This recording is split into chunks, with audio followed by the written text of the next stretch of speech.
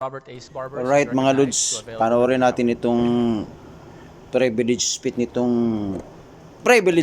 nitong mokong na to si Barbers na to kay masyadong maangas.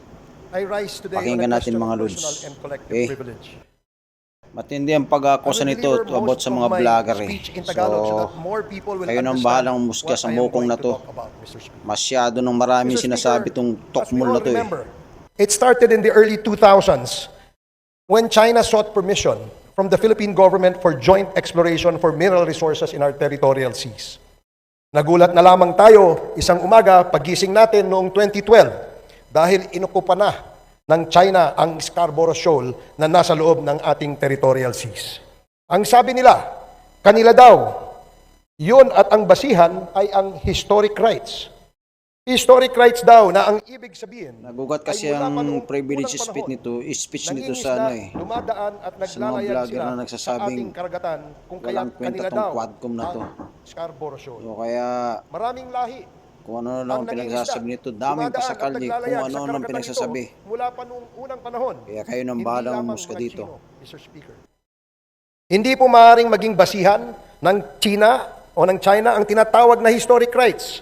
Lahat po ito ay napalitan na ng mga batas at tratado o treaties sa makabagong panahon. Lahat itong mga batas at treaties ay kinakailangan upang maglagay ng kaayusan sa buong mundo at mahinto ang mga kaguluhan. Isa sa mga treaties na ito ay ang United Nations Convention on the Law of the Seas o ang tinatawag nating UNCLOS. Ito po ay sinalihan at nilagdaan ng maraming bansa, kabilang tayo at ang China. Dito itinakda na ang bawat bansa, kamukha natin, ay may tinatawag na 12 nautical mile territorial sea. At bukod dito, binigyan din ang mga bansa na katulad natin na napapaligiran ng dagat ng 200 milyang karagatan na tinatawag natin na exclusive economic zone.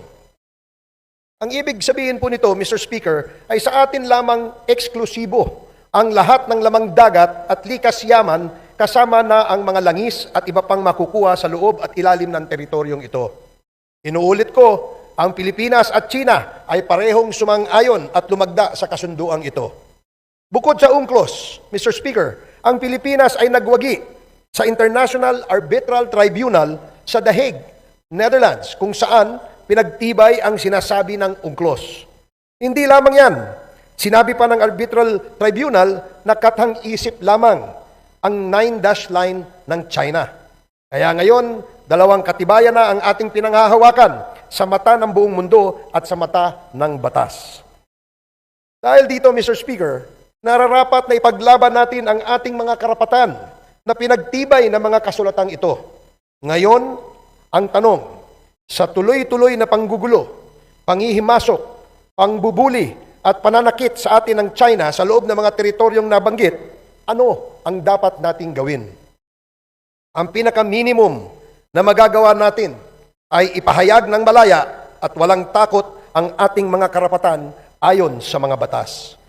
Ikalawa, magkaisa tayo sa pagkondena ng mga karahasan na ginagawa sa atin ng China. Hindi tayo dapat magsawa sa pagkondena at pagpapahayag sa buong mundo ng kanilang mga hindi tamang gawain at panghihimasok sa ating teritoryo. Mula sa pag-angkin ng mga lupain at teritoryo sa West Philippine Sea hanggang sa pananakit nila sa ating mga kababayan na nangingisda at naglalayag doon at sa kanilang pambubuli at paninira ng ating mga sasakyang pandagat. Ilang taon na tayong nagtitiis, Mr. Speaker. Hindi na nga natin mabilang ang kanilang paninira at pananakit na ginagawa. Noong isang linggo lamang, ilang mga barko ng ating gobyerno na pag-aari ng Bureau of Fisheries ang kanilang sinira sa pamamagitan ng water cannon at laser. Walang katumbas sa salita ang mga hindi makataong ginagawa nila sa atin. Walang katapusan ang pagtataboy sa ating mga mangingisda sa sarili nating teritoryo. Ang pagsira ng kanilang mga maliliit na bangka na hindi naman threat o banta sa kanila, ang palaging pagbangga, pagsira at pag-water cannon sa ating mga sasakyang pandagat na naglalayag at nagbabantay lamang sa ating teritoryo. Ilang uniforme na ng mga sundalong Chino ang natatagpuan at nakukuha ng ating mga otoridad mula sa mga inuupahang apartments at gusali ng mga Chinong sinasabing empleyado ng Pogo. at kamakailan lamang sa mga barko naman na kunwari ay nagde-dredging sa ating mga karagatan. Lahat ng ito, Mr. Speaker, ay nangyayari kasabwat ang marami nating mga kababayan.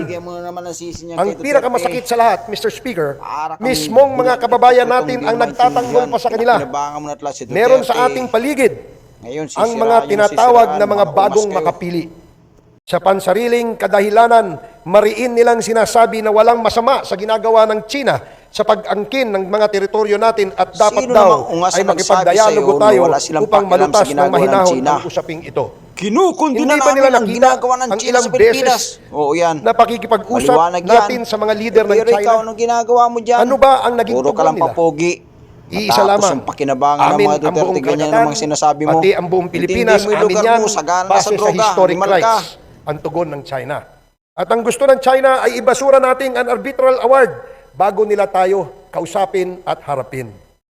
Kung kaya naman po, Mr. Speaker, ako ay nananawagan, lalo na sa inyong mga bayarang trolls at vloggers who until this time prefer to take the side of China. Let us all unite. Set Masyado ka all lang our sides apektado. towards the Hindi mo kasi enemy nakuha and ang have a mga common linya ng narrative mga for our freedom, vloggers. sovereignty, and love of ganyan country. ka.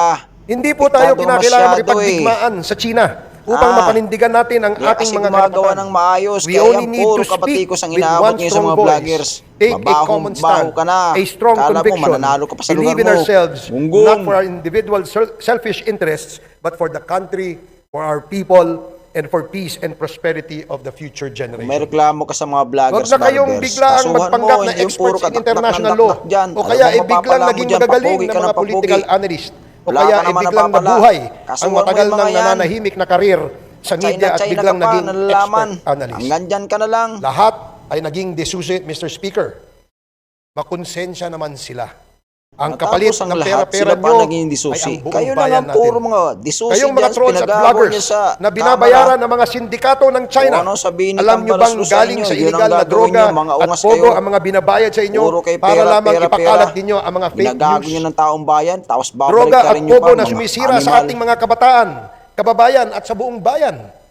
Wala ba kayong konsensya na kasama kayo sa mga sumisira Kasuhan sa mo ating yung mga lahat? yan, kung Mas anong naniniwala pa kasalanan kayo mo yan, sa kasuhan propaganda mo. ng May China ebidensya ka, kaysa sa kasuhan mo, nakikita ng ilatag inyong mo mga yung mata ebidensya mo, na hindi yung kasamaan puro ka. kanilang Yaw-yaw ginagawa ng sa yaw-yaw ating mga dyan. kababayan. Wala kang mapapala Yung mga dyan. illegal na Papogi droga ka ng na papogi, hindi ka pinapakalat dito papogi. sa atin, Basag na basag sa ka na. China nanggagaling. Mokong ka. Yung mga pogo, puro pag-aari din nila at kunwari ay totoo.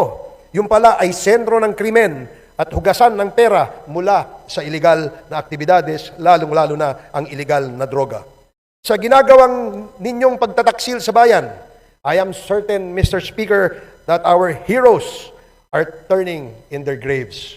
Kung ayaw ninyong tawagin kayong traidor o bagong makapili, patunayan ninyo na kayo ay hindi bayaran ng mga sindikato ng China. Imbes na fake news at propaganda ng China ang pinapakalat ninyo, sila ang kalabanin ninyo. Araw-araw mababasa ninyo ang mga ginagawang pang-aapi sa atin. Huwag kayong magbulag-bulagan o masilaw sa salapi saan mang galing ang mga yan.